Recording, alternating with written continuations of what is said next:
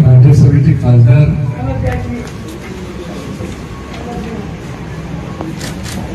Doctor Gokhale साहेब, व्यासपीठावर उपस्थित असलेले सचिन आंबेडकर, ठक्कबा,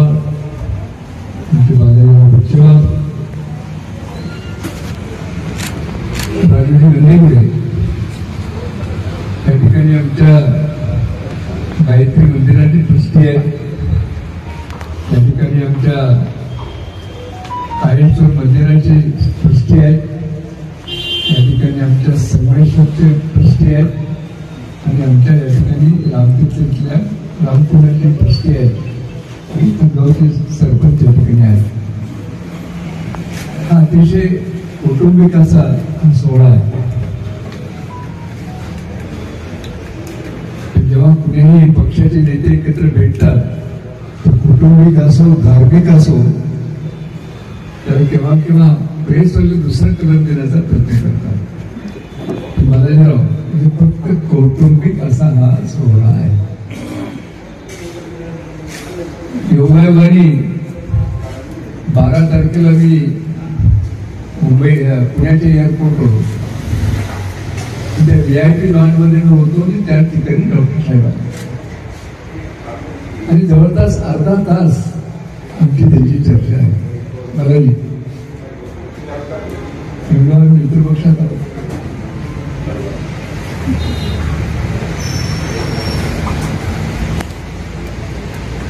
मित्रपक्षात आलो तर आपण खाण्याला खाऊन आपल्याला विकास करू. ती निर्मळ आहे, अजून काही मला ट्रेन झालं नाही. सरळ आहे दादा म्हणजे मनापासून इच्छा आहे. मला संधी मिळाली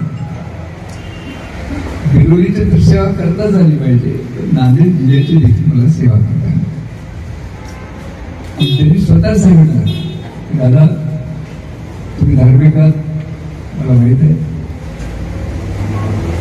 प्रसाद योजना जी आहे केंद्र शासनाची अशी मुक्ती आहे त्या योजनेमध्ये मी पहिलंच काळेश्वर घेतलेलं आहे, तुमचं संगम घेतलेलं आहे, रामकुंड घेतलेलं आहे, आता गायत्री मंदिर घेण्याचं तुम्ही आज मान्य.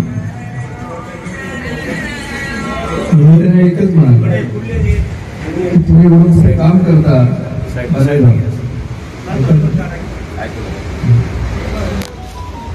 एवढं मोठे काम करता तर किमान याची नोंदी झाली पाहिजे. काही म्हणजे अपेक्षा नाही.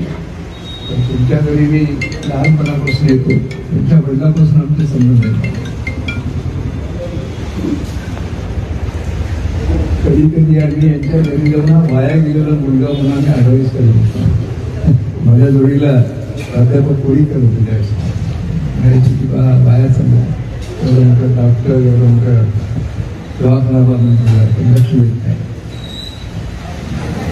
खरी आहे डॉक्टरनं आपलं खूप मोठं आयुष्य पक्षासाठी दिलं आणि भारतीय जनता पक्षाने तेही दिलेल्या त्यागाचं कार्य सुधारले. डॉक्टर साहेब तुम्हाला आठवत असेल की तुमचं MLC म्हणून नाव घ्यायचं त्यावेळेस मी BJP मध्ये होतो. मी तुम्हाला अभिनंदनाचा फोनही केला सभेत बोलले आणि त्या ठिकाणी मग काही अडचणी आल्या तर त्यांनी अतिशय खुशीने राजीकृष्ण ते सोडलं.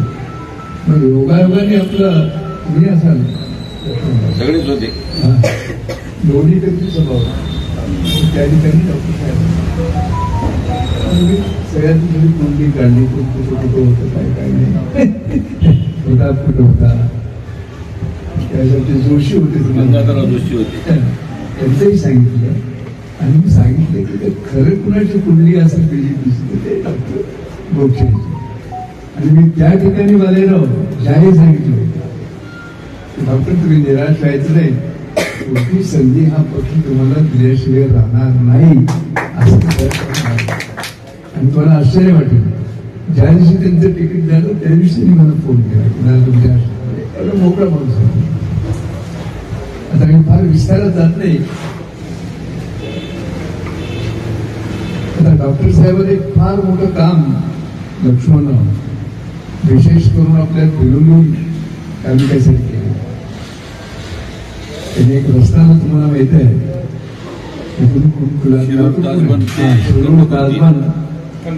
नरसी बेलोली कुंडलवाडी आणि नागणी मार्गे पूर्ण मांजरा पट्टा आपला त्यावर कव्हर झाला. आणि आमच्या बिलोलीच्या विकासाच्या दृष्टीनं अतिशय महत्वाचा असा प्रकल्प आहे. ते स्वतः प्राईम मिनिस्टरला भेटले, त्यांचं एन्डॉर्समेंट घेतलं आणि त्या कामाला ते मंजुरी येतात. त्याबद्दल जोरदार टाळ्या वाजवतात.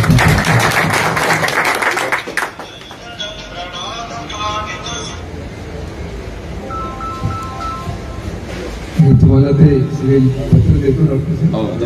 आणि दुसरं एक आमच्या गायत्री मंदिराला मला तीर्थक्षेत्र योजनेमध्ये घ्यायचं आहे.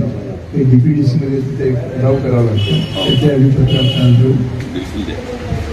मला वाटतं फार वेळ देण्याचं काही कारण नाही. सगळ्या आमच्या जे देवाची दृष्टी आहेत ना, ते सगळ्याचे आशीर्वाद तुम्हाला सरळ माणूस आहेत माणूस. आणि त्याच्या सरळपणाच जर ऐकायचं असेल तर परवा त्यांचं भाषण ऐका असं इतका सरळपणा. आणि त्याशी अभिनंदन केलं. मला आमच्या विमानात तुम्ही ओळखलाच नाही, आम्हाला ओळखलं नाही. वेगळाचा भाग झाला. डॉक्टर साहेब अतिशय मनमोकळेपणाने आपण जे विचार मांडला, आमच्या विनंतीला मान देऊन आपण आज इथं आलात, त्याबद्दल आपलं आपल्याकडे वाढलं सर्व मित्रांचं मी या ठिकाणी मनापासून स्वागत करतो. आपण डॉक्टर साहेबांचे जे विचार जे ऐकला तो समजून घ्या. अतिशय उच्च विद्या विभूषित आहे. बऱ्याच लोकांना अजूनही तुम्हाला माहित नाही गुरुजी, शेतकरी कसा पुढे जाईल, त्या भागाचा विकास कशाला होईल याचीच माहिती नाही विकास. पण आता डॉक्टर साहेबांना उल्लेख केला तो डेअरीचा, अतिशय महत्वाचा आहे माझा. आपली कल्पना अतिशय चांगली आहे. आपण ठरवा, एखादं सर्कल घ्या, ज्या ठिकाणी आपले थोडे कार्यक्षम कार्य करतायत, आपण मनाला परिणामही पाहिजे तुम्हाला असं सर्कल बघूया आपण आणि आपल्या मनातली कल्पना आपण साकार करू. आमचे नेते राष्ट्रीय अध्यक्ष अजितदादा पवार हे देखील प्रत्येक भाषणामध्ये आता AI बद्दल बोलतात, आर्टिफिशियल इंटेलिजन्स. आणि त्यांनी त्यामध्ये सांगितलं की शेतीमध्ये फार मोठ्या प्रमाणात बदल होतोय.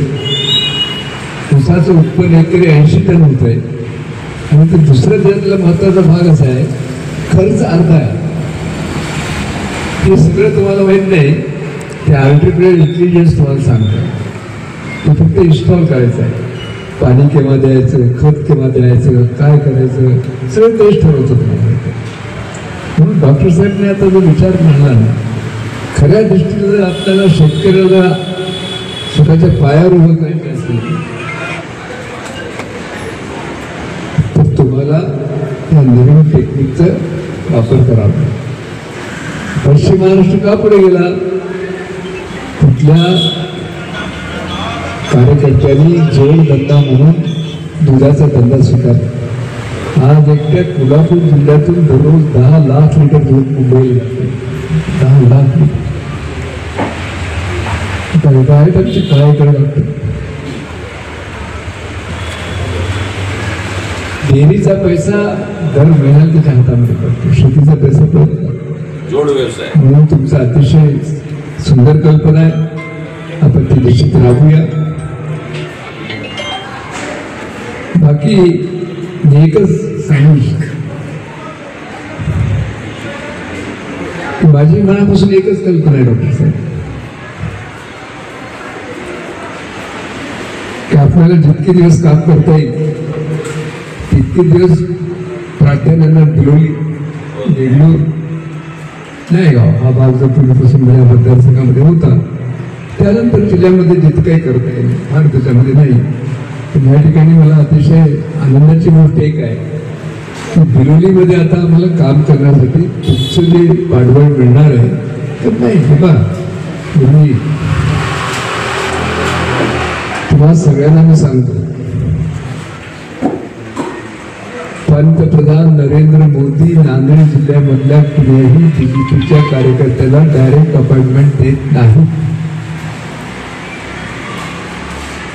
पण डॉक्टरला देऊ शकतात कारण 30 वर्षाची त्यांची पक्षनिष्ठा आणि बाबरी मस्जिद शहीद झालता गुंटावर होतं बाकी गोष्टीच मानले त्यामुळे जे आहे ना मोदी साहेब जे आहे ना त्यांच्यावर खूप प्रेम करतात आणि त्यांची मनापासून इच्छा आहे त्यांना जे पाठबळ आहे वरिष्ठाचं त्याचा फायदा माझ्या जिल्ह्याला करता आला पाहिजे तालुक्याला करता पाहिजे त्या प्रामाणिक विचारानं ते काम करतात आपण सर्वजण त्यांना साथ देऊ आपण सगळेजणाला आपण इतक्या वेळा मला दिलात आणि आमच्या 4-5 ज्या मागण्या होत्या जवळपास त्यांनी मान्य केलं पाहिजे पहिलेच मान्य